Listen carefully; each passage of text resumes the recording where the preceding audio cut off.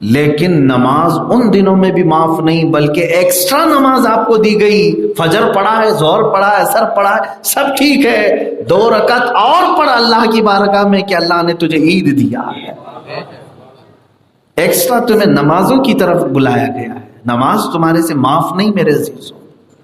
حتیٰ کہ آپ کو میں بتاؤں، تم معذور ہو گئے تو نماز معاف نہیں ہے. معذور ہو گئے تب بھی نماز معاف نہیں. کھڑے نہیں ہو سکتے تو شریعت نے بیٹھ کے نماز پڑھنے کے طریقے لکھے. بیٹھ نہیں سکتے، صرف سو سکتے ہو، تب بھی معاف نہیں ہے. تم بستر پر ہی نماز پڑھو، معاف نہیں کی گئی. بستر پر لمبے سے لیٹے رہو، قبلے کی طرف پیر کیے جائیں گے اور تکیہ تھوڑا سا اونچا کیا جائے گا تاکہ اس کا چہرہ قبلے کی طرف ہو جائے، جیسے میت کو ہم سلاتے ہیں. اگر کوئی بیٹھ بھی نہیں سکتا، کھڑا بھی نہیں ہو سکتا، اس کے لیے، اور وہیں سے وہ اپنی رکعت باندھے، سر کے اشارے سے رکوع کرے، تھوڑا اور زیادہ اشارہ کر کے سجدہ کرے، پھر قاعدہ اشارے سے کرے. یہاں تک کہ اگر تمہیں تکبیر باندھنے کے لیے ہاتھ اٹھانے کی بھی طاقت نہیں، تب بھی نماز معاف نہیں. حکم یہ ہے کہ اگر آنکھوں کے اشارے سے پڑھ سکتا ہے تو بھی فرض پڑھے. اس سے آپ کیا سوچ رہے ہیں کہ جب وہاں تک کی نہیں چھوٹ دی گئی تو میں چلنے پھرنے والا آدمی مجھے کیسے معاف کیا جا سکتا ہے؟ بستر پر سویا ہوا آدمی جو بیمار تھا اور نماز چھوڑ دیا، اس کی بھی قیامت کے دن پکڑ ہوگی. تو نے نماز کیوں نہیں پڑھا؟ کیوں نہیں پڑھا؟ وہ کہے گا نہیں کھڑا ہو سکتا تھا. رب تعالیٰ فرماتا ہے کیا میرے حبیب کی شریعت میں تجھے سو کر نماز پڑھنے کا طریقہ نہیں معلوم تھا؟ اگر کہے گا کہ میں وضو نہیں کر سکتا تھا تو تجھے سوال ہوگا کیا تجھے تیمم کا طریقہ نہیں معلوم تھا؟ پانی کو ہاتھ بھی مت لگاؤ، ہاتھ بھی مت لگاؤ. سامنے موجود کسی بھی پتھر، دیوار، کسی بھی جگہ پر ہاتھ مارو، چہرے کا مسح کرو، دوسری بار ہاتھ مارو، ہاتھوں کا مسح ہو گیا، وضو ہو گیا تمہارا. نہ اس میں کلی ہے، نہ ناک میں پانی چڑھانا، نہ پیر دھونا ہے، نہ سر کا مسح، کچھ بھی نہیں ہے. 2 بار ہاتھ مارنا ہے دیوار پر. ہاتھ مارا 1 بار اور چہرے کو پوچھ لیا. دھول ہونا بھی ضروری نہیں ہے، مٹی ہونا بھی ضروری نہیں ہے. زمین پر ہاتھ مارا یا دیوار پر ہاتھ مارا، چہرہ پوچھ لیا، دوسری بار ہاتھ مارا اور دونوں ہاتھ پوچھ لیا، ہو گیا تمہارا وضو. حتیٰ کہ تم ناپاک بھی تھے، اگر احتلام بھی ہوا تھا، یہی تیمم تمہاری پاکی کے لیے کافی ہے. یہی تیمم کافی ہے. شریعت نے یہاں تک تمہیں آسانی دی. اے میرے عزیز، بہانے بنانے والے کے لیے بہت سارے بنتے ہیں، عمل کرنے والے کے لیے اللہ 1000 راستے کھولتا ہے، 1000 راستے کھولتا ہے. اسی لیے نمازوں کو ہلکا نہ جانو. کسی بھی وقت میں یہ نماز معاف نہیں کی گئی، نہ جنگوں کی حالت میں، نہ بیماری کی حالت میں. اس سے آپ اندازہ کر سکتے ہیں. اسی لیے حضرت عثمان غنی رضی اللہ تعالیٰ عنہ فرماتے ہیں کہ جو نمازوں میں پاس ہو گیا، اللہ تعالیٰ سارے اعمال اس کو نماز کے صدقے میں یوں ہی معاف کر دے. اور جو پھنس گیا نمازوں میں تو پھر وہ کھڑا کر دیا جائے گا، وہ لمبا کھڑا ہو جائے گا، کیونکہ اس کی نمازیں باقی تھیں. یہ ایک گناہ ایسا ہے جو بغیر قضا کے صرف توبہ سے معاف بھی نہیں ہوتا. آپ سمجھ رہے ہیں؟ شراب پیتا تھا، جوا کھیلتا تھا، توبہ کر لیا، چھوڑ دیا، توبہ کر لیا، اللہ کی طرف سے معافی ہے اس کے لیے، معاف کر دیا. اس کے پچھلے گناہ اسے یاد بھی نہ دلاؤ.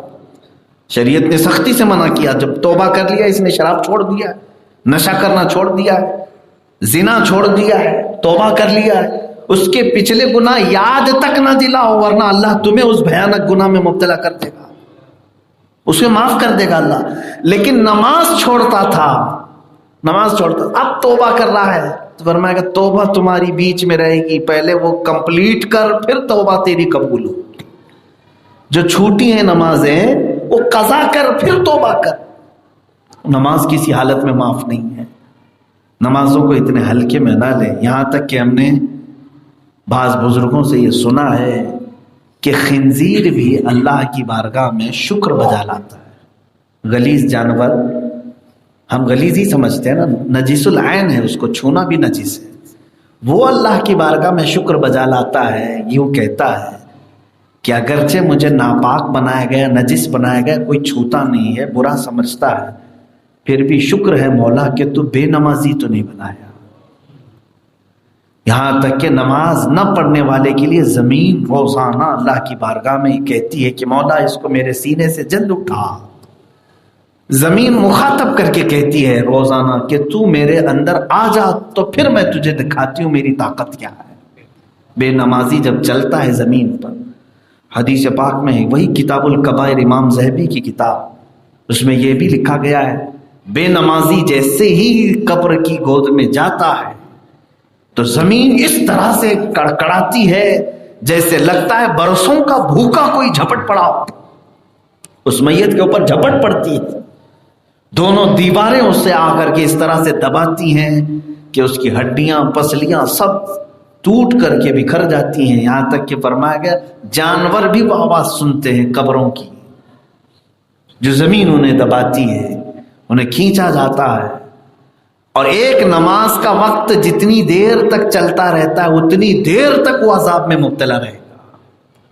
مثال کے طور پر عشاء چھوڑ دیا، عشاء کا وقت شروع ہو رہا ہے 8 بجے، ختم ہو رہا ہے صبح 5 بجے. 8 بجے سے لے کر صبح کے 5 بجے تک اگر وہ نماز نہیں پڑھا تھا تو دردناک عذاب میں گرفتار رہے گا. وہ زمین اسے دباتی رہے گی اور اس کے ساتھ جو حالات ہونے ہیں وہ اللہ بہتر جانے. ہمارے پاس کاؤنٹ کرنے کے لیے اب مشین تک نہیں رہ گئی کہ ہم دیکھیں کتنی نمازیں باقی ہیں کتنی نہیں. شاید کچھ لوگوں کے پاس ایسا ہوگا کہ وہ پڑھی ہوئی نمازیں گن سکتے ہیں، چھوٹی ہوئی گننا مشکل ہو جائے گا. یہ مت سمجھو کہ ہم تقریریں کرتے ہیں اللہ رحیم ہے کریم ہے. میرے عزیز، جہاں اللہ رحیم ہے کریم ہے وہ عادل بھی ہے، عدل کرنے والا ہے، وہ حاسب بھی ہے، حساب کرنے والا. اس نے اپنے تمام معاملات حساب پر رکھے ہیں، معاف ضرور کرے گا، لیکن اگر وہ عدل کرنے پر آ جائے، حساب لینے پر آ جائے تو سب پھنس جائیں گے. ایک ایک نماز کے بدلے میں دوزخ میں نہ جانے کتنے کتنے دن گزارنے پڑ جائیں گے. ایک ایک نماز کے بدلے میں قبر کا عذاب الگ، حشر کا عذاب الگ، پھر دوزخ کا عذاب الگ. تو یہ مختصر سی زندگی کیا تمہیں عذابات خریدنے کے لیے دی گئی ہے؟ تو نمازیں چھوڑو، اپنے اوپر عذابات خرید خرید کر کے بوجھل کرتے چلے جاؤ. کیا جاتا ہے کل ملا کر کے 1 گھنٹے میں، شاید پوری 24 گھنٹے میں 1 گھنٹہ ایسا ہوگا جس میں آپ نمازیں پوری پڑھ سکتے ہیں. فجر کی 10 منٹ، ظہر کی 10 منٹ، عصر کی 10 منٹ، مغرب کی 10 منٹ، عشاء کی بھی 10-15 منٹ. اس سے زیادہ تو ٹائم نہیں لگتا اگر آپ نمازیں پڑھتے ہیں. 24 گھنٹے اللہ نے مفت تمہیں دیے ہیں، ان میں سے 1 گھنٹہ ان عبادتوں کے لیے نہیں نکال سکتے. یہ تف ہے، لعنت ہے. اور اللہ رب العزت کے ساتھ بندہ جو ہے اترا رہا ہے، گھمنڈ دکھا رہا ہے. اس نے مفت میں تمہیں نعمتیں کیا کیا نہیں دی، کیا نہیں دیا. ہر چیز اس نے تمہیں دیا ہے. اس زمین کا کبھی ٹیکس اللہ نے نہیں وصول کیا تم سے. ہوائیں تمہیں ناک کے قریب پہنچا دیا، کبھی تمہاری سانسوں کے لیے معاوضہ نہیں لیا ہے اللہ نے. پانی نعمت ہے، تمہاری سانسیں نعمت ہے، تمہیں صحت دیا ہے، جسم دیا ہے، بہت ساری چیزیں دیا ہے. رہنے کو اب گھر بھی ملا ہے، سونے کو بستر بھی ملا ہے، پہننے کو کپڑے بھی ملے. کون سی نعمت سے خالی ہو بتاؤ؟ کون سی نعمت سے خالی؟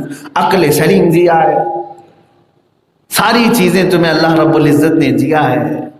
بلکہ رب تبارک و تعالیٰ نے قرآن میں فرمایا ہم نے چاند سورج تک تمہارے لیے بنائے، چاند سورج تک تمہارے لیے بنائے. اور تم کیا سمجھتے ہو کہ یہ سمندروں میں جو کشتیاں چلتی ہیں یہ تمہاری ٹیکنیکل ہے، یہ تمہارا ٹیکنیک ہے؟ نہیں، قرآن کہتا ہے ہم چلاتے ہیں، ڈوبنے سے انہیں بچاتے ہیں. وَسَخَّرَ لَكُمُ الْفُلْكَ لِتَجْرِيَ فِي الْبَحْرِ بِأَمْرِهِ. اللہ فرماتا ہے ہم نے سمندر کو مسخر کر رکھا ہے کہ کشتیوں کو چلائے اللہ کے حکم سے. ورنہ تو ہم دیکھتے ہیں نا 50 گرام کا پتھر بھی ڈوب جاتا ہے. ہزاروں ٹن کی کشتیاں سمندر پہ چلتی کیسے ہیں؟ رب تعالیٰ فرماتا ہم نے تمہارے لیے گھیر کے رکھا ہے، ہواؤں کو تمہارے تابع دیا ہے. اگر اللہ نہ چاہتا تو ان ہواؤں میں ایک پلین بھی نہیں اڑ سکتا. اڑ کے دکھاؤ آپ. صرف آپ کی ٹیکنیک نہیں، اگر اللہ نہ چاہے تو یہ کوئی نہیں اڑ سکے گا. ساری چیزیں تمہارے لیے اللہ نے پیدا کی. تو سوال تو بنے گا تم نے اللہ کے لیے کیا کیا؟ تم نے اللہ کے لیے کیا کیا؟ جو تمہارے لیے مینڈیٹری تھا، فرض تھا، وہی نہیں کر کے لائے. اللہ کی بارگاہ میں تحفہ ہدیہ کیا پیش کرو گے؟ کچھ پیش کرنے کو ہے ہمارے پاس؟ ہماری فرض نمازیں پوری کمپلیٹ تھی، نماز روزے پورے کمپلیٹ تھے، حج ہو چکا تھا، زکوٰۃ